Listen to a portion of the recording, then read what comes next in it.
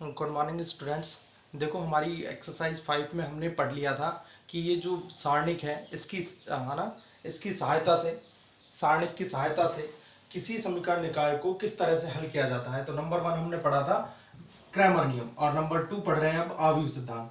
तो इस आव्यूह सिद्धांत की वजह से या आव्यूह सिद्धांत से या सारणिक की मदद से हम किस तरह से समीकरण निकाय को हल कर सकते हैं वो सीखेंगे। देखो मान के चलो हमारे पास एक समीकरण निकाय है ना, ए एक्स है ना प्लस की बी वाई और प्लस की सी जेड बराबर डी। ठीक है, अब इसी तरह से दूसरी मानेंगे तो फिर इसे 1 1 कर देते हैं। ठीक है, इसे तो 1 1 कर दिया। दूसरी हो गई हमारी a two x plus b two y plus c two z बराबर डी टू। ठीक है, और तीसरी मान ली a three x plus b three y और प्लस के सी थ्री जेड बराबर डी थ्री। ये तीन समीकरण हो गई 1 2 3। आप 2/2 का भी ले सकते थे। ठीक है, तो जैसे हमने क्रैमर नियम में 2/2 का सीखा, फिर 3/3 का सीखा, तो थोड़ा में दोनों में थोड़ा सा अंतर था, इसमें कुछ अंतर नहीं है, इसलिए मैं 3/3 का सीधा सिखा रहा हूं। तो सबसे पहले अगर हमें तीन समीकरण निकाय दे रखे हैं तो इनकी सहायता से हम इसे हल कैसे करें, आव्यूह सिद्धांत की सहायता से। तो एक्स वाई जेड की वैल्यू निकालनी है, कुल मिलाकर बात इतनी सी। तो जब आप इस एक्स वाई जेड की वैल्यू निकालेंगे है ना, तो उसके लिए इस समीकरण निकाय को सारणिक आव्यूह के रूप में लिखना बहुत जरूरी है। देखो आव्यूह सिद्धांत, तो आव्यूह के रूप में इन समीकरणों को कैसे लिखेंगे वो सीखें। तो सबसे पहले लिखेंगे आप a1 b1 और c1, फिर लिखेंगे a2 b2 c2, फिर a3 b3 और c3। ठीक है, और इसकी गुणा कर लेंगे हम किससे, एक्स वाई जेड से, एक्स वाई जेड से, और बराबर लिखेंगे d1 d2 d3।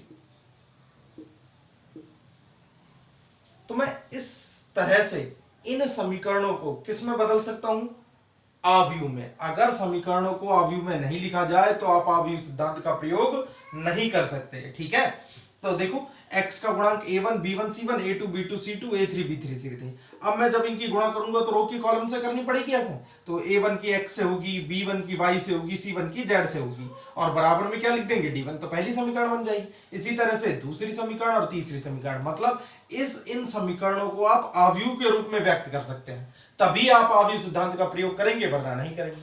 अब ये जो पहला आव्यूह है मैं इसे मान लेता हूं कैपिटल ए, और एक्स वाई जेड चरों के आव्यूह को मान लेते हैं एक्स, है ना, और बराबर ये जो लिखा हुआ है ना, इसे मान लेते हैं हम बी। क्या मान लेते हैं, बी। ठीक है, ये वाला जो आपका आव्यूह है इसे मैंने मान लिया बी। तो ये हो गया ए, ये मान लिया एक्स और ये मान लिया बी। तो देखो x हमेशा ये स्तंभ है तो स्तंभ आव्यूह होगा, और b भी हमेशा स्तंभ आव्यूह होगा, और a हमेशा वर्ग आव्यूह होगा। ये याद रखेंगे, ये वर्ग आव्यूह होगा, ये स्तंभ आव्यूह होगा, ये भी स्तंभ आव्यूह होगा। ठीक है, तो ये दो तो स्तंभ आव्यूह होंगे जब आप बनाएंगे तो, और पहला पहला जो है वो वर्ग आव्यूह होगा, चाहे वो 2/2 का हो चाहे 3/3 का हो। ठीक है, तो वो सवाल के ऊपर डिपेंड करेगा। यार हमारा दो ना चरों वाली कोई समीकरण दे रखी है, रेखिक समीकरण, तब यहाँ 2/2 का a बनेगा। तो ax बराबर b, इसका मतलब ये हुआ कि उन समीकरणों को, जिन समीकरणों को हम ax बराबर b के रूप में लिख सकते हैं, है ना, ax बराबर b के रूप में लिख सकते हैं, उन्हीं समीकरणों को आव्यूह सिद्धांत द्वारा हल किया जाएगा। तो अब देखो जहां a बराबर कितना हो गया हमारा, a बराबर मैंने क्या मान लिया, वर्ग आव्यूह। तो a1 b1 c1 a2 b2 और c2, फिर लास्ट में लिखेंगे a3 b3 c3। ठीक है, x बराबर कितना हो गया, स्तंभ आव्यूह एक्स वाई जेड जितने भी चर दे रखे हैं, और b बराबर कितना हो गया, d1 d2 d3। तो ये आपके समझ में आ गया होगा मैंने a x और b कैसा माना है। तो जब हमें ये पता चल जाए कि ax बराबर b के रूप में समीकरण निकाय को व्यक्त किया जा सकता है, तब आप इसमें आव्यूह सिद्धांत का प्रयोग करेंगे। कैसे वो देखो, मैंने क्या मान लिया, ax बराबर b, ये इस तरह से लिख दिया मैंने। अब एक ही a इनवर्स की दोनों तरफ उत्तर गुणा कर लेंगे, a इनवर्स की। तो जब मैं a इंटू में a इनवर्स लिखूंगा, x बराबर क्या लिख दूंगा, a इनवर्स इंटू में b। ठीक है, ऐसे कर लो, देखो a इनवर्स की दोनों तरफ गुणा कर लिया। ठीक है, अब a इंटू में a इनवर्स किसके बराबर होता है, i के। किसके बराबर होता है, i के। पढ़ा है ना हमने व्युत्क्रम आव्यूह में, परिभाषा है a इंटू में a इनवर्स, है ना, बराबर कितना होता है i, या फिर a इंटू बी करते हैं तो i के बराबर आए तो a b का इनवर्स कहलाता है। तो यहां से हमें समझ में आ गया i x बराबर हो गया a इनवर्स b। इसका मतलब i इंटू में x करेंगे, i तो एक है, इकाई आव्यूह, और उसका x में गुणा करने पर x का x ही रहेगा, तो x बराबर आ गया a इनवर्स b। हमें x की तो वैल्यू निकालनी है, इस वाले अवयव की तो वैल्यू निकालनी है। तो x बराबर कितना है, a इनवर्स b। तो x बराबर हो गया a इनवर्स किसके बराबर होता है, 1 बटे सारणिक ऑफ a इनटू में एडजॉइंट ऑफ a, और इसकी गुणा किससे कर देंगे, अवयव b से। तो आपके पास x की वैल्यू आ जाएगी। तो ये वाला फॉर्मूला याद रखना है आपको, है ना। जब आप अवयव सिद्धांत लगाएंगे तो x बराबर किसके हो जाएगा, a इनवर्स b के। इनवर्स a इनवर्स निकालना तो आता है ना, 1 बटे सारणिक of into adjoint of a into b कर लेंगे, ठीक है। तो आपके पास x एक अवयव आएगा, ये भी एक अवयव आएगा, दोनों अवयव की तुलना कर लेंगे, आपके पास x y z की वैल्यू आ जाएगी। तो मेरे हिसाब से आपको ये अवयव सिद्धांत समझने में कोई परेशानी नहीं होनी चाहिए। दोबारा से समझे एक बार कि जब आपको कोई समीकरण निकाय दे रखा है, वो 3x3 का हो, है ना, 3 समीकरण हो या 2 समीकरण हो, वो सवाल के ऊपर निर्भर करेगा। नेक्स्ट, जब आपको दे दी जाए ये समीकरण, तब आपको क्या करना है, तब उसे आप अवयव के रूप में लिखेंगे इस तरह से। पहला अवयव वर्गावयव होगा, फिर स्तंभावयव होगा, फिर स्तंभावयव होगा। पहले अवयव को मैंने a के बराबर मान लिया, इसे x के बराबर मान लिया और इसे b के बराबर मान लिया। इसका मतलब a बराबर तो ये हो गया, ये लिख दिया मैंने, x बराबर चरों वाला स्तंभावयव हो गया, और b बराबर जो बराबर में मान दे रखे हैं d1 d2 d3 इनका अवयव हो गया। अब मुझे क्या करना है, ax बराबर b के रूप में मैंने समीकरणों को लिख लिया। तो x बराबर कितना हो जाएगा, a इधर चला जाएगा, सीधा सीधा a इनवर्स बटे इनटू में b। तो अगर आप सीधा लेना चाहो तो ऐसे लिख दो, नहीं तो मैंने जैसे किया है वैसे कर लें, लेकिन करके दिखाने की जरूरत नहीं है आपको, बस फॉर्मूला याद रखना है कि x बराबर कितना हो जाएगा, a इनवर्स b। तो जब a इनवर्स b होगा तब आप x की वैल्यू निकाल सकते हैं। और a इनवर्स कब निकलेगा, जब किसी वर्ग अवयव के सारणिक का मान 0 ना हो। पता है ना, a इनवर्स बराबर 1 बटे सारणिक ऑफ a, तो सारणिक of a does not equal to 0। तो सारणिक ऑफ a का मान 0 नहीं होना चाहिए। अगर सारणिक ऑफ a का मान 0 आ गया तो आप इसके मान नहीं निकाल पाएंगे, ठीक है।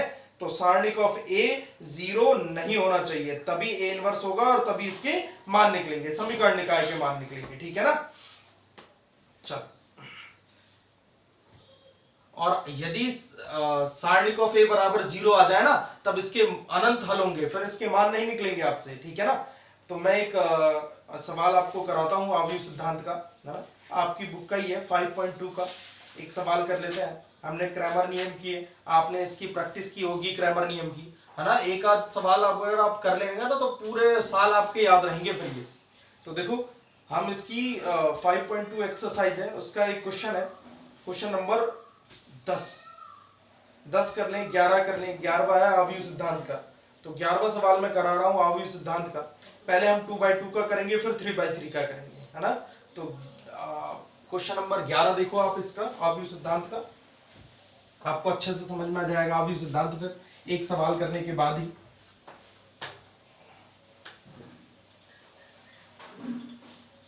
देखो क्वेश्चन नंबर 11 है, फर्स्ट 11 का ही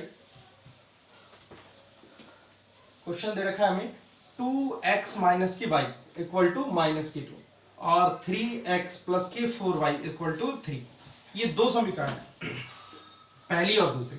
अब इसे सबसे पहले किसके रूप में लिखेंगे, अवयव के रूप में। कैसे लिखेंगे, अवयव के रूप में हो जाएगा x का गुणांक कितना है 2, y का गुणांक कितना है -1, फिर x का गुणांक 3 और 4।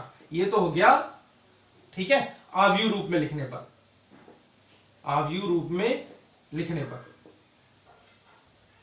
तो अवयव रूप में लिखेंगे ना, तो ये आ गया। अब x की वैल्यू बात करें तो x और y स्मॉल लिख लेते हैं, दो ही तो चर है, बराबर में कितना दे रखा -2 और 3। तो ये किसके रूप में हो गया, ax बराबर b के रूप में हो गया, ठीक है। जहां a बराबर कितना हो गया, a बराबर हो गया 2 - 1 3 4, और x बराबर कितना हो गया, स्मॉल x और y, और b बराबर कितना हो गया -2 3, ये हो गया। अब चूंकि ax बराबर b है, तब x बराबर कितना हो गया, a इनवर्स b। अब b तो हमारे पास पहले से ही, अब हमें a इनवर्स ज्ञात करना है। a इनवर्स कैसे ज्ञात करेंगे, चूंकि a इनवर्स किसके बराबर होता है, 1 बटे सारणिक of into adjoint of a। तो चलो सारणिक ऑफ a निकालते हैं सबसे पहले, है ना। तब सारणिक ऑफ a बराबर, a का सारणिक बना लूंगा अवयव का, 2 - 1 2 - 1 और 3 4, ठीक है, 3 और 4। तो इसका मान आ जाएगा कितना, 4 दूनी 8 माइनस 3 एकम 3 प्लस के 3, कितने हो गए 11। डज नॉट इक्वल टू 0, मतलब इसका मान निकलेगा, ठीक है, अस्तित्व में है ही। अब सारणिक ऑफ a निकाल लिया, अब क्या निकालेंगे, एडजॉइंट ऑफ a। और एडजॉइंट ऑफ a 2/2 का तो सीधा निकाल सकते हैं। कैसे, आव्यूह के जो अवयव हैं विकर्ण के उन्हें बदल दो, 4 और 2, और जो नहीं बदले शेष अवयव के चिन्ह बदल दो, तो प्लस का 1 और माइनस के 3। ये आ गया एडजॉइंट ऑफ ए। बात समझ में आई? चलो ए इनवर्स, इसलिए ए इनवर्स बराबर आ गया 1/11 और एडजॉइंट ऑफ ए 4 1 माइनस 3 2। ठीक है, तब एक्स इनवर्स बराबर कितना होगा? एक्स इनवर्स बराबर एक्स बराबर ए इनवर्स बी। तो एक्स बराबर ए इनवर्स की वैल्यू रखेंगे 1/11 और 4 1 माइनस 3 2, इसकी गुणा कर लेंगे बी से। बी कितना है? -2 और 3। चलो एक्स का मान रखेंगे स्मॉल एक्स और वाई। ये समझ में आ गया होगा? एक्स वाई का मान कितना हो गया? 1/11, 4 1 माइनस 3 2, -2 और 3। चलो गुणा करते हैं। एक्स वाई गुणा करा, 1/11 तो भारी रहेगा, रो की कॉलम से गुणा करो, 4 दूनी 8 माइनस के, फिर प्लस के 3। ठीक है, रो की कॉलम से होगी। अब इस रो की कॉलम से करेंगे माइनस माइनस प्लस, 3 दूनी 6, ये हो गया माइनस माइनस प्लस हो गया, 3 दूनी 6 प्लस 3 तिया 9। ये ठीक है, तो ये आ गया हमारे पास एक्स वाई बराबर 5 और ये 9 और 6 15। ठीक है, माइनस के 5 आ गए। अब 11 का भाग लगा दो इसमें, 1/11 है ना, या तो 1/11 बाहर ले लो और फिर x बराबर लिख लो माइनस की 5/11 और y बराबर 15/11। देखो मैंने तुलना कर ली दोनों की। दो समान अवयव कब होते हैं? जब उनके है ना जो मान है संगत अवयव के बराबर हो। तो संगत अवयव के बराबर कर लिया है ना। हमें x की वैल्यू आ गई माइनस की 5/11 और y की वैल्यू आ गई कितनी? 3 दूनी 6 और प्लस 3 दूनी 6, ये 3 तिया 9 गलत कर दिया हमने है ना। 3 दूनी 6 ही आएंगी 12, तो 12 यानी 12/11।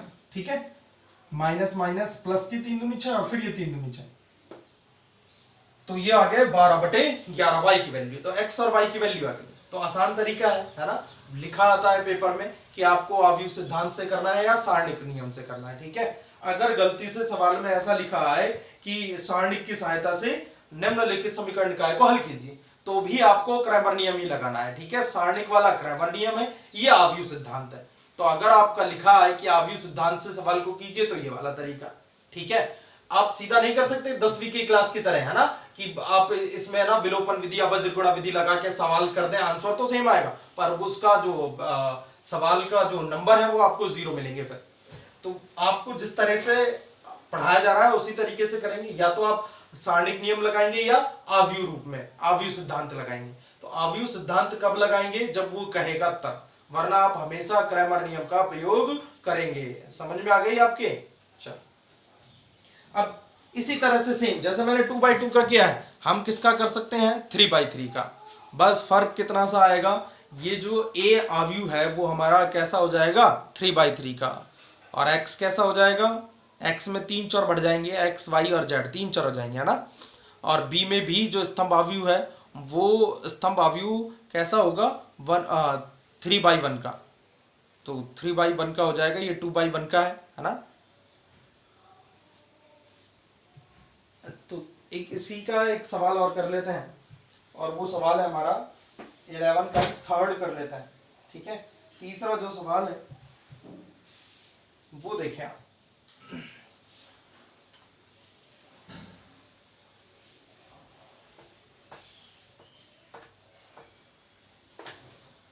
देखो इतना मुश्किल नहीं है सवाल करना, बस आप जो भी बेसिक आपको सिखाया जा रहा है ना उसके ऊपर थोड़ा सा ध्यान दें। देखो इसी का थर्ड सवाल, तीसरा क्वेश्चन 11, क्वेश्चन नंबर 11। क्वेश्चन है x प्लस की y minus z equal to 1, पहली इक्वेशन। 3x प्लस की y माइनस की 2z बराबर 3, सेकेंड इक्वेशन। और थर्ड है x minus y minus z equal to -1, तीसरी इक्वेशन। अब वापस से a बराबर कितना हो जाएगा? मैं a बराबर सीधा लिख रहा हूं। ठीक है, a बराबर हो जाएगा 1 1 -1। ठीक है, अवयव रूप में लिखेंगे तो 3 1 -2 और लास्ट में 1 -1 और -1। अच्छा, x बराबर कितना हो जाएगा? x y और z। ठीक है, और b बराबर कितना हो जाएगा? 1 3 और 1। ये आ गया समझ में? चूंकि ए एक्स बराबर बी के रूप में आपने लिख दिया इसे, तो एक्स बराबर कितना हो जाएगा, ए इनवर्स बी। अब ए इनवर्स कैसे निकालेंगे, then a inverse equal to 1/सारणिक ऑफ ए इंटू में एडजॉइंट ऑफ ए। तो अब मेन है हमारा ए इनवर्स निकालना, जो हमने पहले स्टार्टिंग में सीखा। तो ए इनवर्स निकालते हैं, ठीक है। तो सारणिक ऑफ ए लिख लेते हैं। तब सारणिक ऑफ ए किसके बराबर होगा, मैं इसका मान लिखूंगा 1 1 -1, फिर 3 1 -2, 1 -1 और -1। बस केवल थोड़ा सा टाइम लगेगा, है ना, और कोई परेशानी नहीं आएगी। 1 इंटू में इसका वैल्यू निकाल रहा हूँ R1 के अनुदेश, -1, फिर माइनस करेंगे, माइनस माइनस प्लस के 2 लिखते हैं, ठीक है। माइनस चिन्ह तो है ही हमारे पास।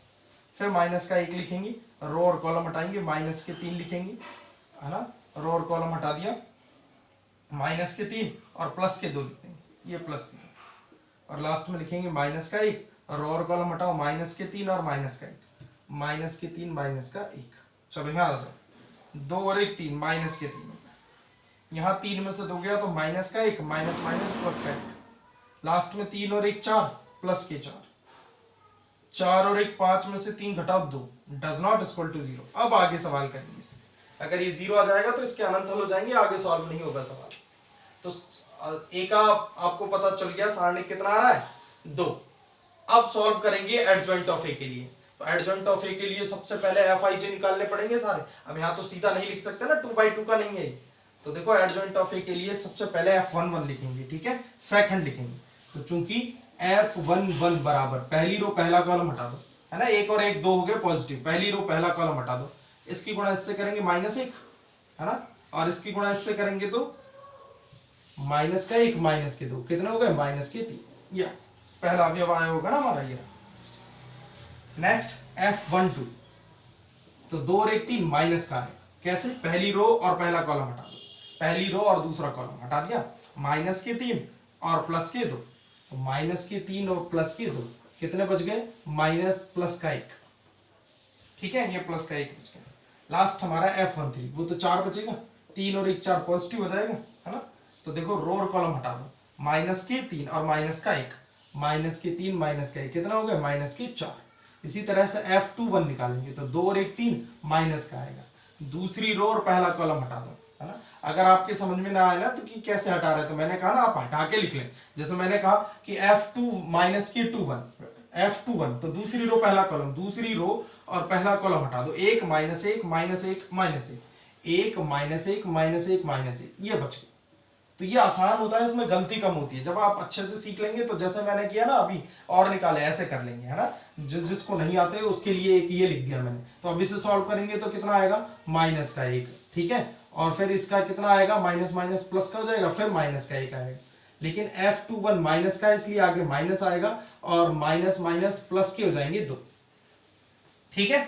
अगर मैं यहां से सीधा करता, देखो ये हटा दिया, ये माइनस का 1 आता और ये भी माइनस का 1 आता, क्योंकि चिन्ह रहता ना माइनस, माइनस माइनस प्लस हो जाता, तो ये 2 आ गया। नेक्स्ट हम निकालेंगे F22, तो दूसरी रो दूसरा कॉलम, ये दूसरी रो दूसरा कॉलम, माइनस का 1, ठीक है, और यहां से करेंगे तो कितना आएगा, माइनस माइनस प्लस का 1, तो माइनस का 1 और प्लस का 1 कितना आ गया, 0।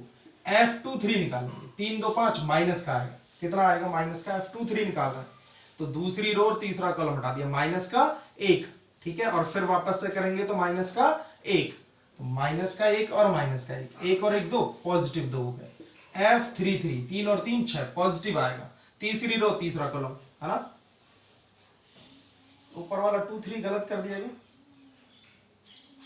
अच्छा 2 3, अब 3 1 आएगा, F31, ठीक है। तो तीसरी रो हटाएंगे, पहला कॉलम हटाएंगे, तीसरी रो पहला कॉलम, माइनस के 2, है ना, और माइनस माइनस प्लस का 1, तो माइनस के 2 और प्लस का 1 कितना बच गया, माइनस का 1। F32 निकालेंगे, तो तीसरी रो दूसरा कॉलम, तीसरी रो दूसरा कॉलम हटा दो, माइनस के 2 और ये आ जाएंगे प्लस के 3, तो माइनस के 2 और प्लस के 3, तो कितना बचा, प्लस का 1, बाहर माइनस है तो माइनस का 1, ठीक है। 3 2 5 माइनस का था ना, 33, F33 निकालेंगे, तीसरी रो तीसरा कॉलम हटा दो, 1 माइनस के 3, तो 1 माइनस 3 कितना आया, माइनस के 2। अब अगर मैं एडजॉइंट ऑफ ए लिखूं, इसलिए एडजॉइंट ऑफ ए बराबर, अब देखो मैं ना इसे कॉलम में लिख रहा हूं, ठीक है, तो रो में नहीं लिख रहा, तो सीधा कॉलम में कैसे लिखते हैं, -3 1 -4, फिर लिखेंगे 2 0 2 -1 -1 और -2। मैंने ये किस में लिख दिया, ठीक है, रो में नहीं लिखा, कॉलम में लिख दिया। देखो कॉलम में लिखा है, पहला जो है ना वो कॉलम में लिखा है ऐसे -3 1 4, ऐसे रो में लिखता तो आप Fij लिखते, फिर उसका परिवर्तन निकालते, तब जाके एडजॉइंट ऑफ ए आता। तो मैंने 2 स्टेप हटा दिया, एडजॉइंट ऑफ ए सीधा आ गया, ठीक है। इसलिए A इनवर्स बराबर 1/2, ये रहा 1/2, और एडजॉइंट ऑफ ए यूं का यूं लिख देंगे, ये जितना लिख रहा है ये यहाँ का यहाँ लिख देंगे, ठीक है। A इनवर्स आ गया, तब x बराबर कितना होगा, A इनवर्स भी। तो देखो सॉल्व करके देखते हैं इसे,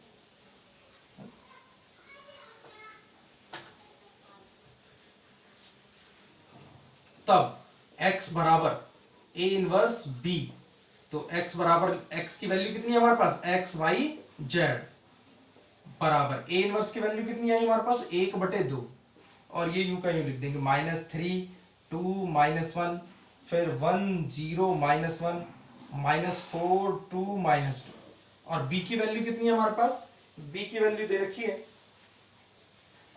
1 3 -1, ठीक है, 1 3 -1, ये वैल्यू दे रखी है। चलो अब इसे सॉल्व करते हैं, तो ये आ जाएगा 1/2 बाहर रहेगा, इसकी गुणा इससे करनी है ना, रो की कॉलम से, तो -3, फिर प्लस के 3 दूनी 6, और माइनस माइनस प्लस का 1, नेक्स्ट 1 एकम 1, प्लस के 0, माइनस माइनस प्लस का 1, फिर नेक्स्ट माइनस के 4, प्लस 3 × 2 करेंगे 6, माइनस माइनस प्लस के 2, देन 1/2 बाहर रहेगा, 6 और 1 7 में से 3 गए तो 4, ठीक है, और 1 और 1 2, 6 और 2 8 में से 4 गए तो 4, प्लस के आएंगे, तो 1/2 का भाग लगाएंगे तो 2 दूनी 4, 2 एकम 2 और 2 दूनी 4, ये किसकी वैल्यू आई, x y z की।